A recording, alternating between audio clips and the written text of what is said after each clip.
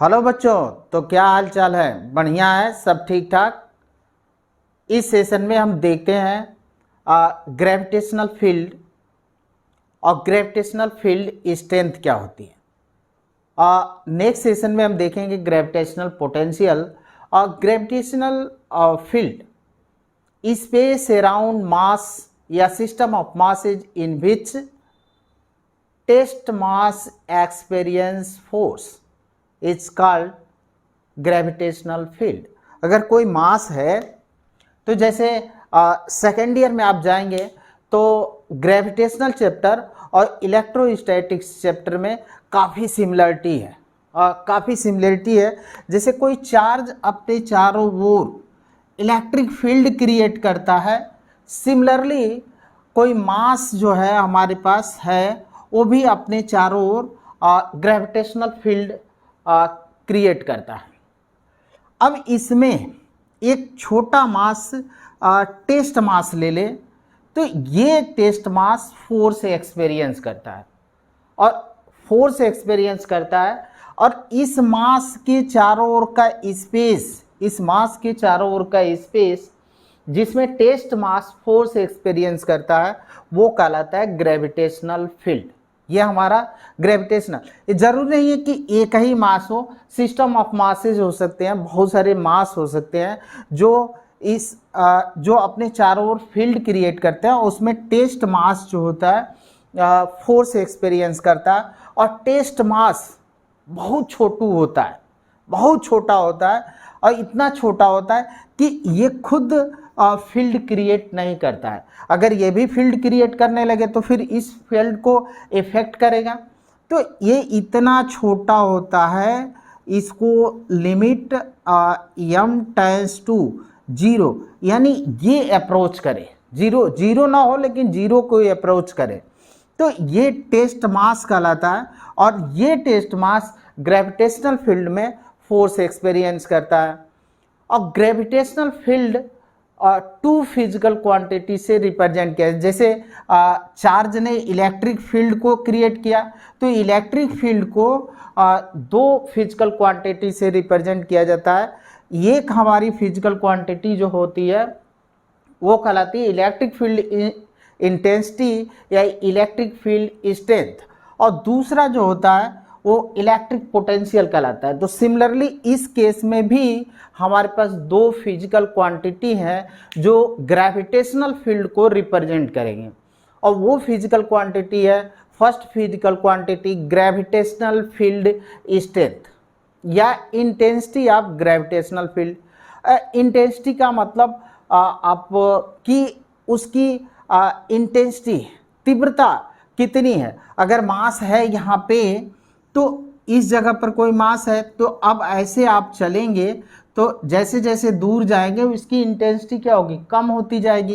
यानी मास के पास इंटेंसिटी ज़्यादा होगा, मास के रीजन यहाँ पे इंटेंसिटी ज़्यादा होगी और जैसे हम इस मास से अवे चलेंगे तो इंटेंसिटी क्या होगी, घटती जाएगी। जैसे एक एग्जाम्पल्स ले और बल्ब आप जला लें, तो बल्ब के पास अगर आप देखेंगे तो वहाँ पे ज़्यादा ग्लो करता है तो उस बल्ब के पास जो है इंटेंसिटी ज़्यादा है और जब हम उससे दूर चलते हैं तो लाइट उसकी क्या कम होने लगती है। सेम वही केस यहाँ पे होता है कि जो मास है हमारा इसके पास ग्रेविटेशनल इंटेंसिटी ज़्यादा है और जैसे जैसे हम अवे चलेंगे इंटेंसिटी क्या होगी, डिक्रीज करेगी। तो ग्रेविटेशनल फील्ड इंटेंसिटी को कैसे डिफाइन करेंगे वो देखते हैं। तो फर्स्ट केस में तो ग्रेविटेशनल फील्ड हम लोगों ने देख लिया कि स्पेस अराउंड मास या system of masses in which test mass experience force, इसको आप नोट कर सकते हैं। द स्पेस अराउंड मास या system of masses in which test mass experience force called gravitational field, उसको ग्रेविटेशनल फील्ड कहते हैं। और ग्रेविटेशनल फील्ड को दो फिजिकल क्वांटिटी से रिप्रेजेंट किया जाता है।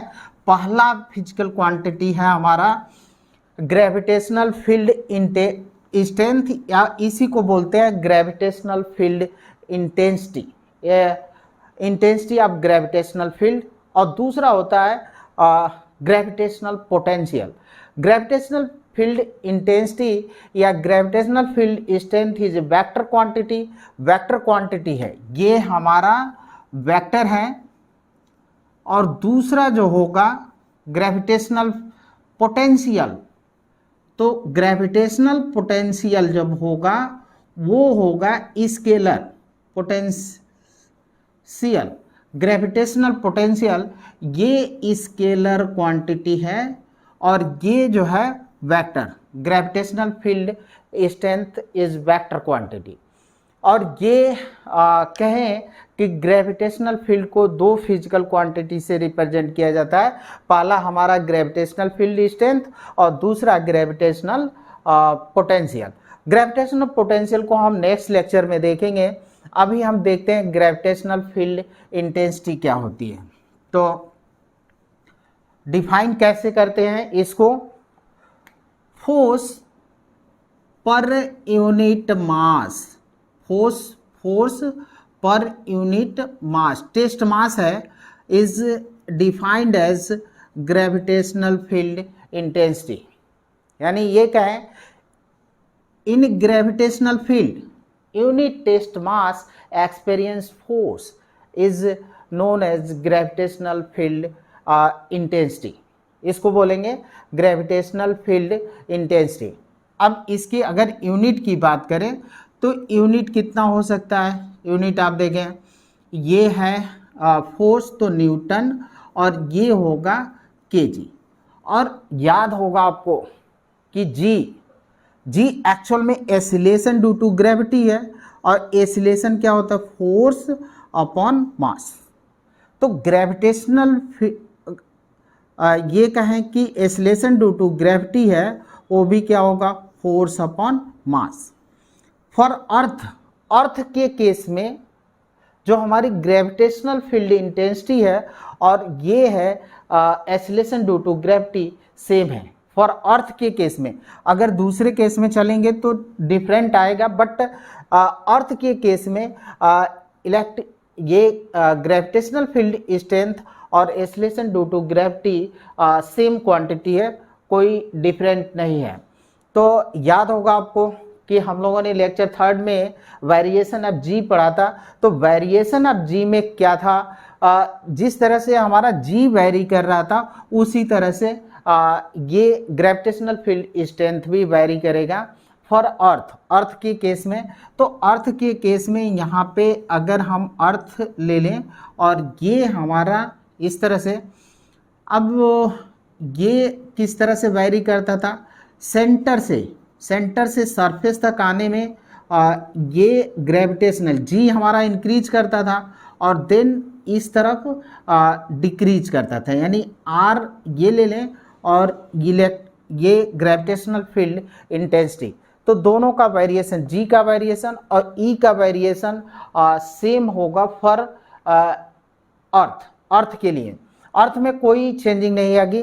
जैसे यहाँ पे देख रहे हैं कि जो हमारा ग्रेविटेशनल फील्ड स्ट्रेंथ है, इंटेंसिटी ऑफ ग्रेविटी है, ग्रेविटेशनल है, वो आपका ये फोर्स पर यूनिट मास, तो यहाँ पे भी न्यूटन पर केजी यूनिट होगा।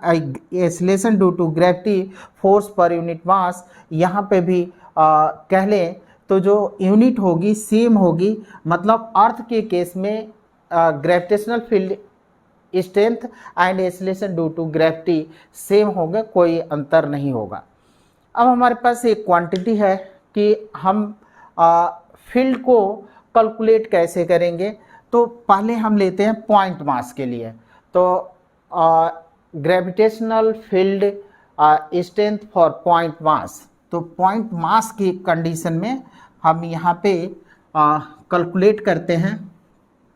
तो आइए ये देखते हैं हमारा कि ये ले ले फील्ड स्ट्रेंथ, इसी को ले लेते हैं ड्यू टू पॉइंट मास या gravitational field due two point mass के कारण। तो हम एक यहाँ पे बड़ा सा मास ले लेते हैं और इसको यम नाम देते हैं। अब इससे आर डिस्टेंस पर यहाँ पे इस जगह पर एक टेस्ट मास रख दिया, टेस्ट मास और छोटा मास। अब इस मास पर ये हमारा ग्रेविटेशनल फील्ड कितना होगा वो हमको फाइंड करना है। तो इसके लिए हमको क्या करना है, देखिए पहली चीज़ हम देख लेते हैं कि जो न्यूटन ग्रेविटेशनल लॉ है, इन दोनों मासों के बीच अब डिस्टेंस हम r मान लेते हैं, और न्यूटन ग्रेविटेशनल लॉ से इन मासों के बीच जो फोर्स ऑफ अट्रैक्शन होगा वो होगा g m और small m upon r square, small m upon r square. अब इस मास को, जो टेस्ट मास है, उसको हम रस्सा बांधे और खींचकर इसके नीचे ले आ दें। तो यहाँ पे या ऐसे कर लीजिए आप, E equal to F upon M, और एफ हमारा कितना है G M upon R square, और नीचे एम, तो एम ने एम को काट दिया तो फिर हम लोग को मिला G M upon R square. यानी जो हमारा ग्रेविटेशनल फील्ड होगा वो कितना होगा G M upon R square for test. इसके लिए फॉर पॉइंट मास के कंडीशन में जो ग्रेविटेशनल फील्ड होगा वो होगा G M upon R square. अब this is a vector quantity, ये वेक्टर क्वांटिटी है, तो हम वेक्टर के फॉर्मेट में ऐसे भी लिख सकते हैं। और ये वेक्टर है तो डायरेक्शन होगा, ऑब्वियसली डायरेक्शन होगा। अब डायरेक्शन ऐसा माना जाता है, सपोज किया जाता है कि इसका डायरेक्शन वही होता है जो फोर्स का होता है। तो इसमें फोर्स ऑफ अट्रैक्शन का डायरेक्शन किस तरफ हुआ, फोर्स का डायरेक्शन इस तरफ हुआ, फोर्स का डायरेक्शन, और फोर्स का डायरेक्शन होगा तो जो हमारा फील्ड ग्रेविटेशनल फील्ड होगा उसका भी डायरेक्शन सेम इसी डायरेक्शन में होगा, यानी इस मास के तरफ, टेस्ट मास से जो जिस मास ने फील्ड यहाँ पे क्रिएट किया अपने इस अराउंड, उस मास के तरफ टुवर्ड्स द मास, इस मास के तरफ इसका डायरेक्शन होगा। अब बात आती है कि ये एक सिंगल मास है, अगर सिस्टम ऑफ मासेज हो तो क्या करेंगे, तो सिस्टम ऑफ मास जिसको बोलते हैं सुपरपोजिशन प्रिंसिपल, तो सिस्टम ऑफ मासेज अगर हैं तो किसी एक मास पर जो ग्रेविटेशनल फील्ड होगा, जितने भी मासेज हैं, इंडिविजुअल मासेज हैं, उन सब के कारण जो फील्ड होगी सबका वेक्टर सम होगा। तो वेक्टर सम निकाल लेंगे, इसको बोलते हैं प्रिंसिपल ऑफ सुपरपोजिशन। और प्रिंसिपल ऑफ सुपरपोजिशन हम आपको इस तरह से बता देते हैं न्यूमेरिकल के थ्रू। तो पॉइंट मास के कारण हो गया इसका। अब हम लोग आते हैं कुछ इस पर न्यूमेरिकल करते हैं। तो न्यूमेरिकल में ही हम आपको प्रिंसिपल ऑफ सुपरपोजिशन क्लियर कर देंगे कि होता क्या। हमने ये देख लिया कि अगर सिस्टम ऑफ मासेज हैं तो सिस्टम ऑफ मासेज में ग्रेविटेशनल फील्ड इंडिविजुअल मासेज के कारण जितना होगा उस सब का वेक्टर सम होगा, किसी पॉइंट पर निकालना होगा। तो ये सुपरपोजिशन होगा, आप नोट कर लें इसको। फिर हम कुछ न्यूमेरिकल लेते हैं और न्यूमेरिकल के माध्यम से हम लोग प्रिंसिपल ऑफ सुपरपोजिशन भी समझ लेंगे। ओके, नोट कर लिया। Okay, bye bye, tata. Okay, तो आइए इसमें हम लोग चलते हैं कहाँ पे, हाँ ये लेते हैं क्वेश्चन पर। तो एक क्वेश्चन लेते हैं कि पहले इजी क्वेश्चन लेते हैं, थोड़ा सा टिपिकल करेंगे। यहाँ पे हमारे पास दो मासेज हैं, एक मास यहाँ पे है और इसके मिड पॉइंट पर हमको फाइंड करना है फील्ड कितना होगा। मिड पॉइंट पर फील्ड हमको फाइंड करना है। तो पहली चीज़ इसको हम नाम दे देते हैं मास फर्स्ट, और इसको नाम दे देते हैं मास 2। और मास फर्स्ट, अब देखें कि मास फर्स्ट के कारण इस पर जो फील्ड होगा वो किस डायरेक्शन में होगा, इस डायरेक्शन में होगा, नाम दिया E1। इस पर जो फील्ड होगा उसको हम नाम देंगे 2 मास के कारण है फील्ड। अब E1, अब ये डिस्टेंस हम मान लेते हैं R है और ये भी R है, क्योंकि मिड पॉइंट है तो आधी आधी दूरी होगी। तो अगर टोटल दूरी डिस्टेंस हम लेते हैं R, तो R/2 कर सकते हैं, या सपोज कर लें 2R है तो R और R इस तरफ हो गया। अब E1 कितना निकलेगा, GM/R², और E2 जो है वो निकलेगा कह लें GM/R²। अब इसको हमको प्रिंसिपल ऑफ सुपरपोजिशन निकालना है, तो E = EP, यहाँ पे वेक्टर सम करेंगे E1 plus E2, E1 plus E2, ये हमको फाइंड करना है। अब वेक्टर है तो देखिए कि अब चाहे जिसको, अगर हमारे पास दो वेक्टर हैं, एक ऐसे है और एक ऐसे है, तो ये कर सकते हैं। अब ये है और ये है B, अब इसको हम ऐसे ही रहने देते हैं और इसको पलट देते हैं, तो ये वेक्टर ये ही रहेगा, लेकिन ये क्या हो जाएगा, वेक्टर -B। तो अब देखें किसी एक को, चाहे इसको हम रिवर्स करें चाहे इसको करें, तो अगर इसको करते हैं तो एक नेगेटिव होगा क्योंकि अपोजिट डायरेक्शन में है, तो अपोजिट डायरेक्शन में है तो एक हमारा नेगेटिव होगा। तो यहाँ पे अगर इसको हम GM लिखते हैं और R², ये हो जाएगा GM/R², इसने इसको मार दिया तो ये आ गया 0, यानी जो फील्ड होगा हमारा P पॉइंट पर वो होगा 0।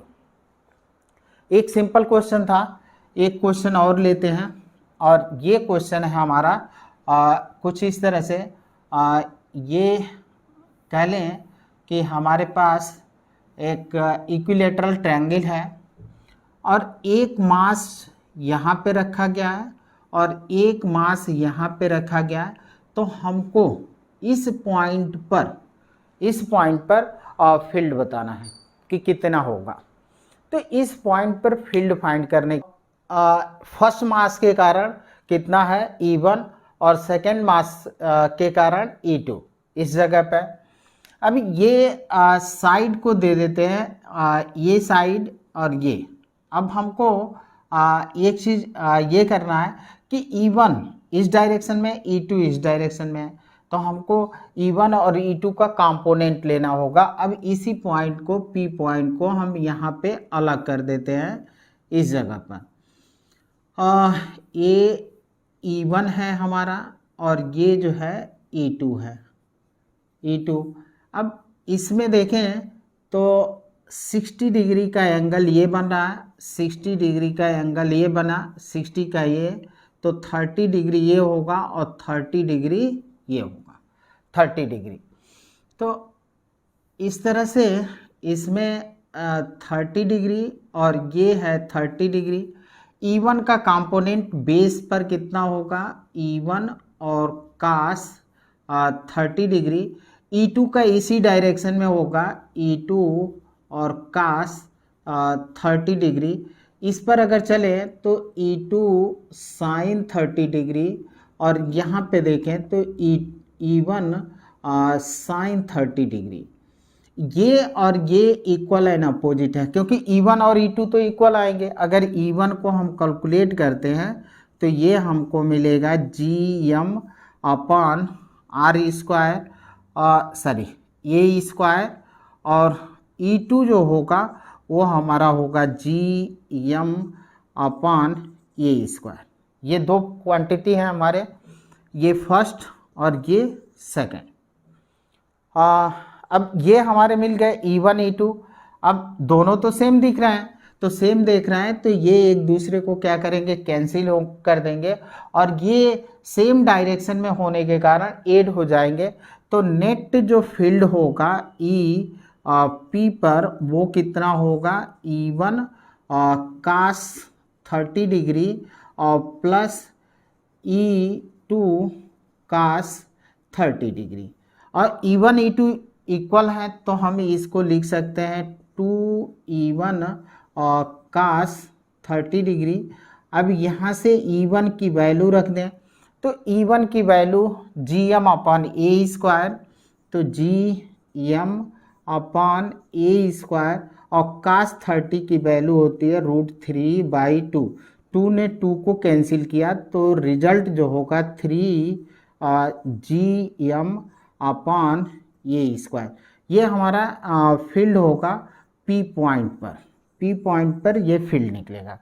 तो नोट करें क्वेश्चन को, देन नेक्स्ट क्वेश्चन पर आते हैं।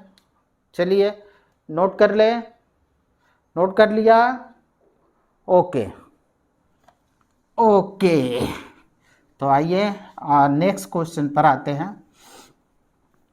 अब थोड़ा सा क्वेश्चन हम इक्विलेटरल ट्रायंगल पर ही लेते हैं, लेकिन थोड़ा सा चेंज करते हैं और थोड़ा सा क्वेश्चन में चेंजिंग कर देंगे और फिर देखा जाएगा कैसे इसको सॉल्व करते हैं। तो क्वेश्चन हमारा कुछ इस तरह से है कि एक इक्विलेटरल ट्रायंगल है और जितने भी कॉर्नर है उस पर कितने मास रखे गए हैं, या मास रखे गए हैं। ये इक्विलेटरल ट्रायंगल ही है हमारा, और साइड ए और यहाँ पे m मास, यहाँ पे m मास और यहाँ पे m मास। अब इस बार क्वेश्चन हमारा यहाँ पे है, इस पॉइंट पर, इसको हम P नाम दे देते हैं, और यहाँ पे दो जगहों पर हम लोग फील्ड कैलकुलेट करते हैं। तो फर्स्ट कंडीशन में हम ये देखते हैं P पर कैलकुलेट करना है, तो ये मिड पॉइंट है, ये हमारा मिड पॉइंट, तो यहाँ से हम इसको मिला देते हैं और देन यहाँ से। अब ये और इतना पोर्शन और ये हमारा पोर्शन जो तय इक्वल होता है, क्योंकि वो सेंटर पर है, तो उस कंडीशन में हम इसको मान लेते हैं कि ये हमारा R है, ये भी R, और इसको मान लेते हैं R है। अब इस कंडीशन में P पर किन मास के कारण, एक मास हमारे यहाँ पे है, तो इसके कारण जो होगा इस तरफ होगा, नाम दे देते हैं ये दूसरा मास और इसको नाम दे देते हैं तीसरा, ये पहला। तो इसके कारण जो फील्ड हुआ वो कितना होगा, E2, इसके ड्यू टू 3 मास E3 होगा, और इसके कारण यहाँ पे जो होगा 1 होगा।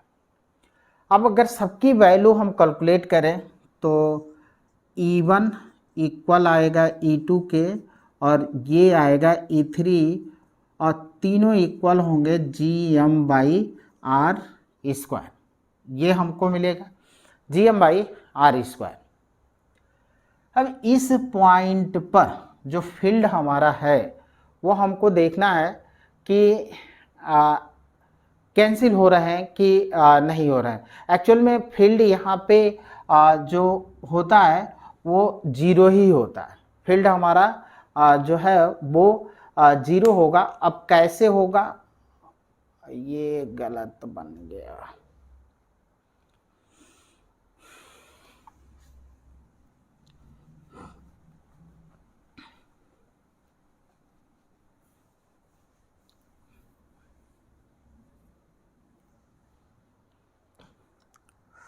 हमारे पास एक इक्विलेटरल ट्रायंगल है और हर कॉर्नर पर एक मास रखे गए हैं। यहाँ पे एक मास है m, यहाँ पे मास m, और यहाँ पे भी मास जो है m है। ये 3 मासेस है, और इस जगह पर यहाँ सेंटर पर P पॉइंट और यहाँ पे एक Q पॉइंट है। यहाँ पे हमको फील्ड फाइंड करना है कि ये हमारा ग्रेविटेशनल फील्ड कितना होगा। तो ग्रेविटेशनल फील्ड पहले हम P पॉइंट पर कैलकुलेट करते हैं। तो P पॉइंट के लिए हमने इसको इस तरह से मिला लेते हैं।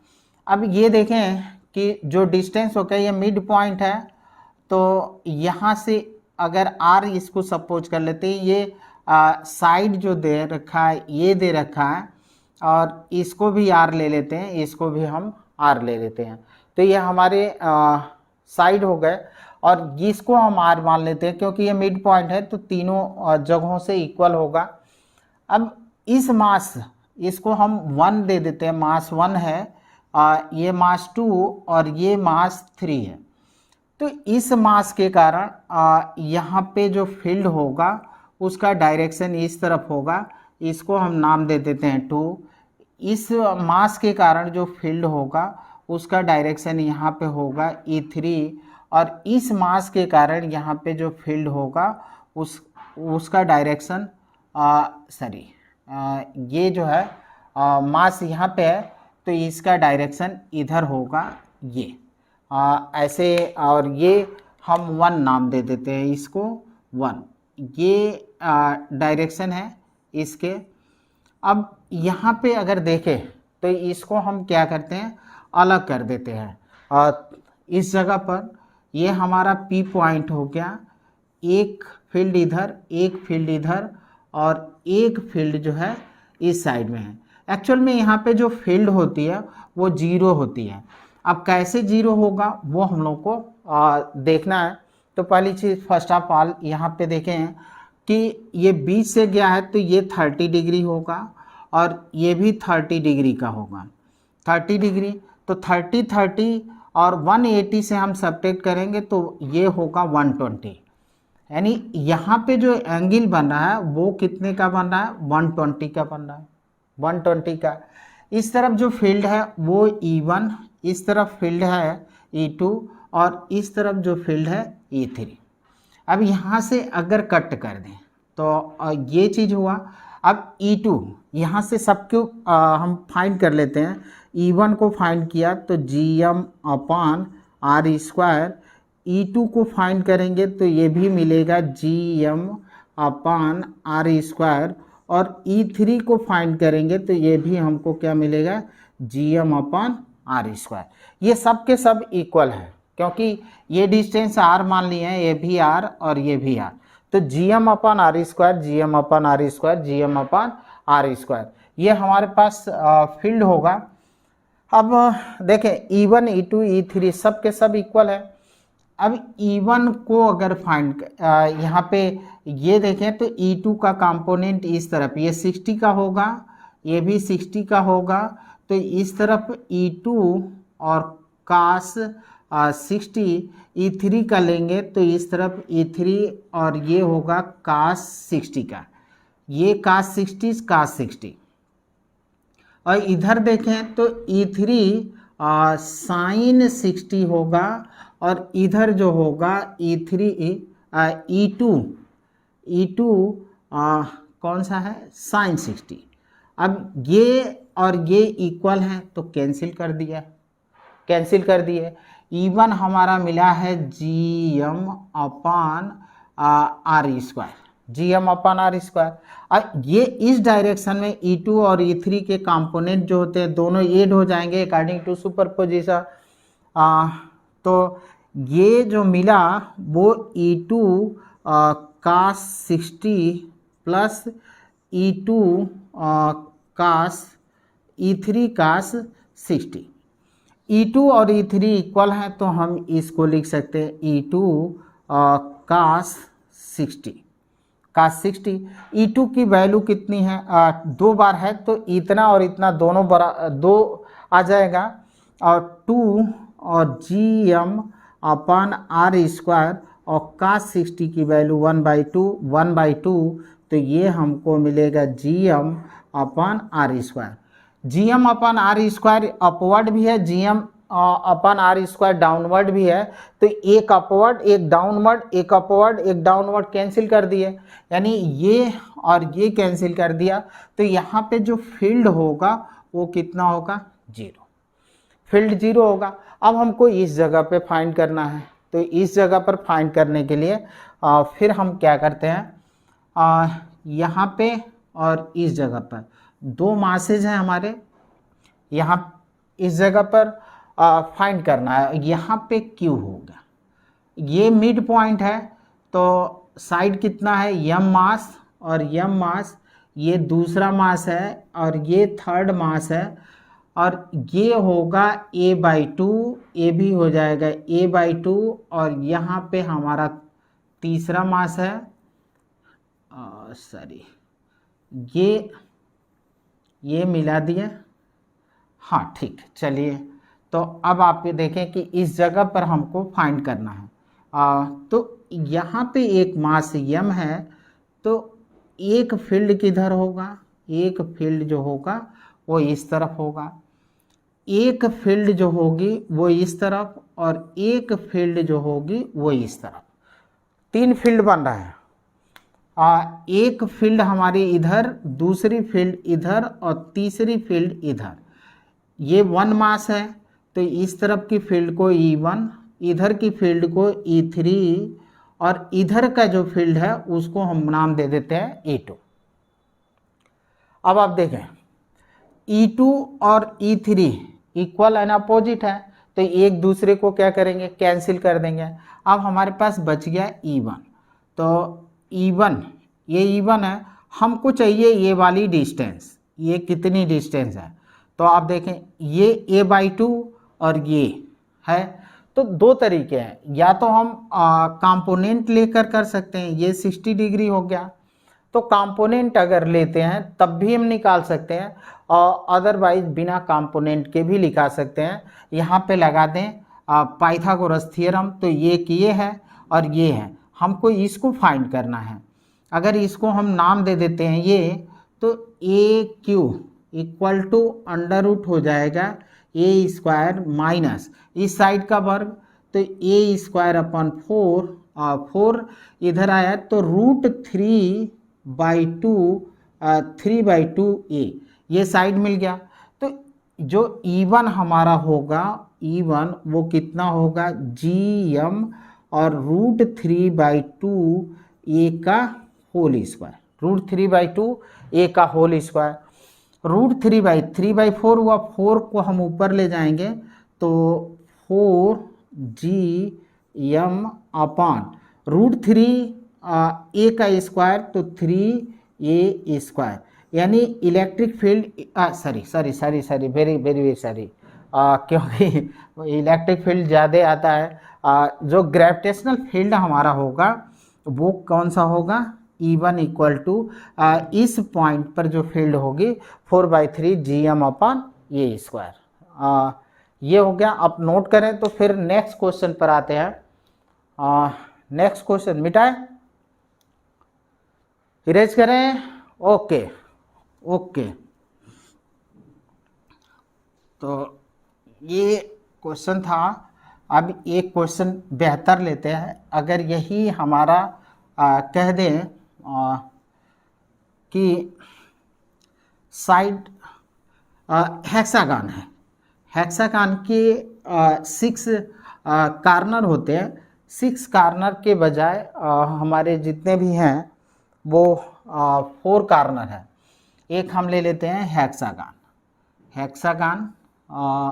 हेक्सागन ले लिया, ये हेक्सागन, और यहाँ A B, यहाँ से नाम शुरू करते हैं, 1 2 3 4 5 6, ठीक है। तो अब इसको आप ऐसे हम क्या करते हैं, इस कार्नर को और इस कार्नर को मिला लेते हैं। थोड़ा सा वो हुआ है डिस्टर्ब, इसको ऐसे कर लें, और ये थोड़ा सा ये यहाँ पे, ठीक है। अब इसको भी हम क्या करें, मिला लें। अब ये चीज़ हमारा हो गया। अब यहाँ से जो हमको फाइंड करना है, अब क्या कह रहा है, यहाँ पे हम ले लेते हैं A B C D E F, और देखें एक मास यम यहाँ पे रखा गया, एक मास यम यहाँ पे, एक मास यम यहाँ पे, एक मास यम यहाँ पे, और फिर ये दो कार्नर पर नहीं मास रखे गए हैं। अब फिर हमसे पूछ रहा है कि इसके जो सेंटर है यहाँ पे ग्रेविटेशनल फील्ड कितना होगा। तो ग्रेविटेशनल फील्ड हमको सेंटर पर, तो पहली चीज़ तो एक मास ये है, तो इसके कारण जो हमारा फील्ड होगा वो ई ए इस तरफ हुआ, फील्ड हमारा ई ए। और दूसरा डी पर मास है तो फील्ड किधर हुआ, ई डी। एक फील्ड यहाँ पे सी पर है तो इस तरफ जो मास हुआ वो कितना हुआ, ई सी। और यहाँ पे फील्ड जो हुआ वो हुआ ई बी। ये चीज़ हो गई। अब आप ये देखें कि साइड ए हेक्सागन है तो साइड तो सब इक्वल होंगे, तो इक्वल हो गया। और ये भी उतना ही होता है, ये भी वही है। तो ई ए और ई डी क्या होंगे, इक्वल एंड अपोजिट होंगे। तो क्या करेंगे, एक दूसरे को कैंसिल कर देंगे। अब हमारे पास बन गया ई बी और ई सी। तो साइड सब इक्वल है तो इक्विलेटरल एंगल, तो ये एंगल कितना बना, 60 डिग्री। और दो वेक्टर को ऐड करने में हम लोग देखे थे कि अगर दो वेक्टर है तो उसका रिजल्टेंट अगर हमको फाइंड करना है तो रिजल्टेंट कितना होता था, ए स्क्वायर प्लस बी स्क्वायर और प्लस 2ab कास थीटा। ये चीज़ है। अब इस तरफ ई बी है और इस तरफ ए सी है, बोथ आर सेम, दोनों सेम होंगे क्योंकि ये डिस्टेंस सेम है, मास भी हमारे सेम है। तो ये और ये डिस्टेंस सेम है तो मास सेम है, तो फील्ड जो होगा वो सेम होगा। तो यहाँ से हम जो रिजल्टेंट होगा इनका वो लिख सकते हैं E square plus E square plus 2a का मतलब ई और कास हो गया 60, कास 60 डिग्री। अब कास 60 की वैल्यू कितनी होती है, 1/2। तो इसको हम लिख सकते हैं E square plus E square plus 2e square into 1/2। ये हुआ, ये हमारा कैंसिल हुआ। तो ई स्क्वायर कितना हुआ, √3। √3 और ई बाहर आया और ई की वैल्यू कितनी होगी, GM/a स्क्वायर। ये चीज़ होगा। तो ये हमको मिल जाएगा रिजल्ट इस जगह पर। अब हमारे पास देखिए एक है स्क्वायर और स्क्वायर है, और इस स्क्वायर के जितने भी कार्नर हैं सब पर इक्वल मास, यम मास यम मास यम मास यम मास। तो फिर आपसे सेंटर पर इस जगह पर रखा गया है, तो सेंटर पर सेंटर पर फील्ड बताना है। तो सेंटर पर फील्ड कितना होगा, देखिए इस मास के कारण इस तरफ, इस मास के कारण जो फील्ड होगा वो इधर हुआ, इस मास के कारण फील्ड इधर हुआ, इस मास के कारण फील्ड इधर, और ये फील्ड इधर। और सब के सब फील्ड जो होते हैं इक्वल एंड अपोजिट है। यहाँ पे जो है वो इसके अपोजिट है, तो ये वाला कैंसिल, ये इसना। तो यहाँ पे जो P पॉइंट ले ले चाहे तो फील्ड कितना होगा, इस कंडीशन में हमारा 0 होगा। लेकिन अगर कह दें कि इतना ही रखे गए हैं, यहाँ पे नहीं रखा गया, तो उस कंडीशन में हम कैसे फाइंड करेंगे वो हम लोग देखते हैं। आप नोट करें, नोट कर लें। ओके, नोट कर लिया। ओके, तो अब आइए, ये क्या हुआ कैसे हुआ, मैं ना जानूं तुम ही जानो। हाँ चलिए, तो हमारे पास एक स्क्वायर है और इस स्क्वायर के 3 कार्नर पर, ये कार्नर, ये और यहाँ पे यम मास रखे गए। और फिर देन हमको यहाँ पे इस जगह पर नाम दे दें A, B और C, इसको नाम दे देते वो पर फील्ड कितना होगा हमको ये बताना है। तो पहली चीज़, और साइड ए ए ए ए, इसको आप मिला लीजिए, और ये कितना आएगा, ये है तो ये मिल जाएगा √2a। अब यहाँ पे फील्ड हमको देखना है, तो फील्ड एक इस मास के कारण इस तरफ, एक इस मास के कारण इधर, और इस मास के कारण इस तरफ, 3 फील्ड हुए। अब देखें कि इसको हम नाम देते हैं B, इसको नाम देते हैं A, इसको नाम देते हैं C। ये हमारे फील्ड हो गए। अब EB को हम पहले कैलकुलेट करते हैं, तो EB equal to GM upon √2a का वर्ग, √2a का होल स्क्वायर, तो GM अपान 2a², ये हमको मिल जाएगा EB। अब हमको चाहिए EA, तो EA मिला GM, और इसके बीच का डिस्टेंस ये, तो ये स्क्वायर, ये निकाल लेते हैं EC, तो EC GM अपान A², ये मिल गया हमको। अब ये देखना है ये कितने डिग्री का है, 45 डिग्री, ये कितने का है, 45 डिग्री।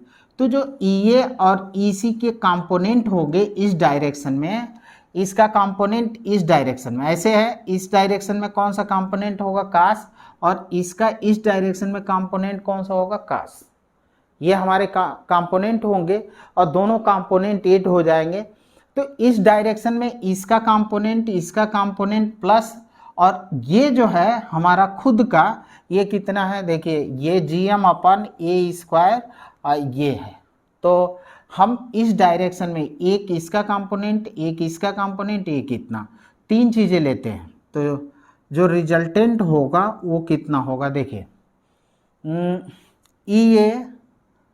EA और cos 45 डिग्री प्लस इसका इस डायरेक्शन में EC और cos 45 डिग्री, और एक खुद है EB, तो प्लस कितना है EB, ये हमको मिला। ये हमारा कितना है GM अपान A², और इसका वैल्यू मिला √2, ये मिलेगा, प्लस EC GM अपान A², और इसका वैल्यू कितना है √2, और प्लस है EB कितना है हमारा, EB आप देखें खुद 1/2 GM अपान A², ये मिलेगा हमको। अब देखिए GM और ये कॉमन है, हम ले सकते हैं 1/√2 को हम जोड़ेंगे तो 2/√2, और 2/रूट को हम लिख सकते हैं √2, तो इसको हम ऐसे लिख सकते हैं 2/√2 और प्लस 1/2, और यहाँ से मिला GM अपान A², √2 से इसको कट करेंगे तो ये हमको मिलेगा √2 प्लस 1/2, और ये होगा GM अपान A², ये रिजल्ट होगा, इस पॉइंट पर फील्ड हमारा होगा। तो इस तरह से हम लोग फील्ड को कैलकुलेट कर सकते हैं। अब हमारे पास कहें तो एक अभी जो हम लोगों ने ये देखा वो सिर्फ इसके लिए देखा कि जो पॉइंट मास है उसके लिए, जब मास हमारा यूनिफॉर्मली डिस्ट्रीब्यूटेड होता है तो उस कंडीशन में ये निकालने के जो मेथड होते हैं वो हमारे चेंज हो जाते हैं। तो पहले आप नोट करें, तो ये क्वेश्चन हम उस पर भी देख लेते हैं कि कैसे हम लोग कैलकुलेट करेंगे। इरेज करें, ओके। तो यहाँ पे एक क्वेश्चन हम लोग उस तरह का भी देखेंगे। ये हमारे पास एक कह लें कि हाफ या सेमी सर्कुलर रिंग है, और सेमी सर्कुलर रिंग के कारण हमको सेंटर पर ये हमारे पास एक सर्कुलर रिंग है, सेमी सर्कुलर रिंग, और इस रिंग के कारण हमको इस सेंटर पर इस जगह पर फील्ड कैलकुलेट करनी है और इसका मास मान लेते हैं हम, रेडियस मान लेते हैं r। तो इस सेंटर पर हमको फील्ड फाइंड करना है। तो यहाँ पे हम क्या करेंगे कि इस रिंग को छोटे छोटे डीएम मासों में इस तरह से हम डिस्ट्रीब्यूट कर लेंगे और इन मासों के कारण जितने भी फील्ड यहाँ पे आएंगे उन सब का हम क्या कर लेंगे, वेक्टरली सम कर देंगे।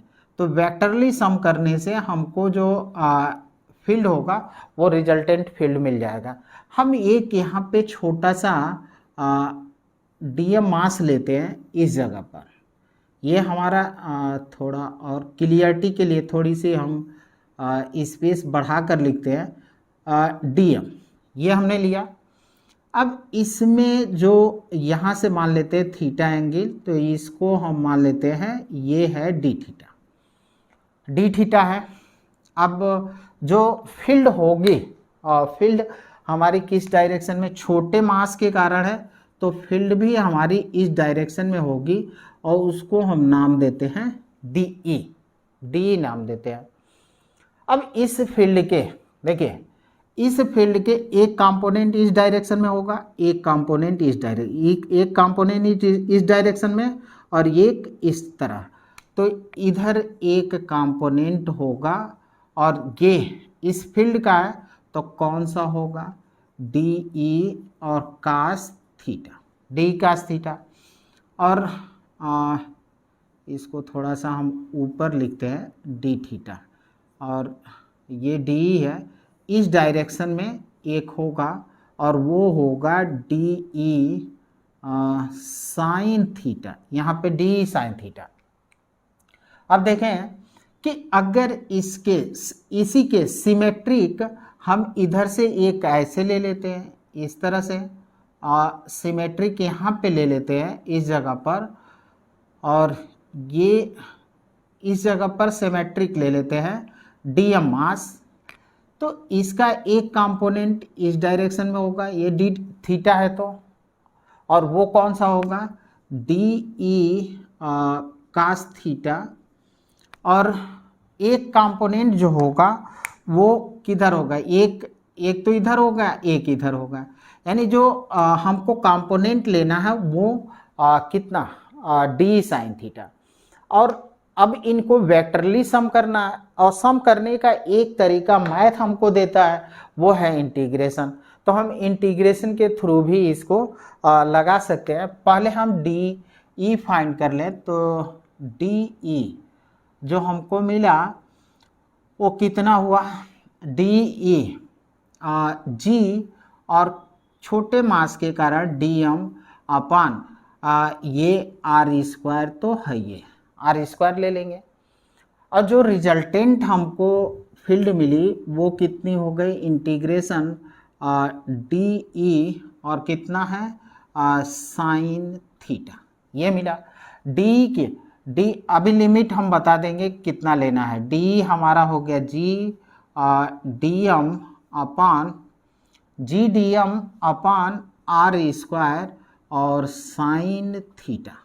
लिमिट आप देखें, लिमिट हमको ऐसा लेना है कि पूरा का पूरा रिंग आ जाए। तो इस पर अगर ये थीटा है तो थीटा को इस पर करें तो 0 हो गया, और ऐसे ऐसे लाएं यहाँ पे इस तरह से मोड़ते हुए तो पाई डिग्री यहाँ पे, यानी जो लिमिट होगा वो 0 से पाई होगा, 0 से पाई होगा। अब g अपान ये तो हमारा कांस्टेंट है, इसको हम कर लेते हैं बाहर, तो ये हो गया और dm और ये हो गया साइन थीटा। अब देखें कि यहाँ पे थीटा वेरिएबल है, यहाँ पे dm है, तो इंटीग्रेशन हो नहीं सकता है। इंटीग्रेशन करने के लिए हमको क्या करना होगा, इस dm को थीटा में चेंज करना होगा, या थीटा को हम dm में चेंज करें।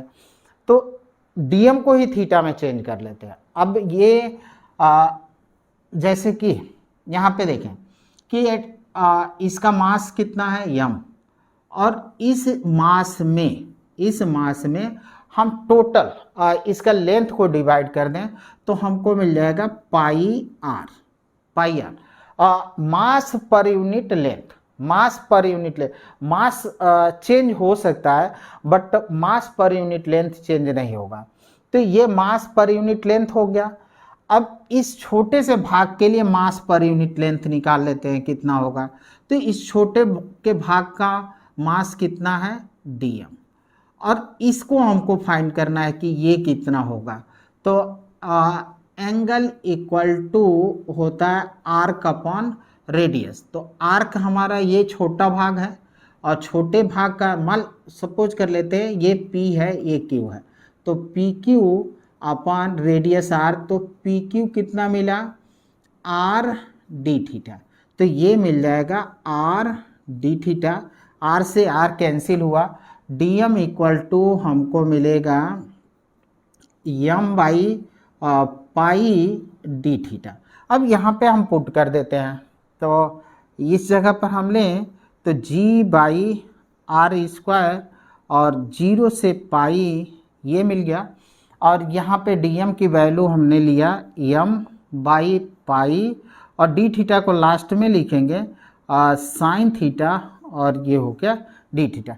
m upon pi again constant, इसको हम बाहर करते हैं तो g m upon pi R square और 0 से पाई साइन थीटा, और ये मिल गया डी थीटा।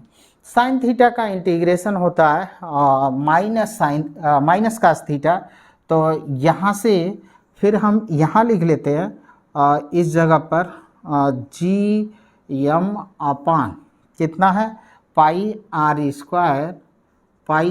स्क्वायर, और ये साइन थीटा का मिलेगा माइनस कास थीटा, और 0 से पाई हमारी लिमिट हो जाएगी।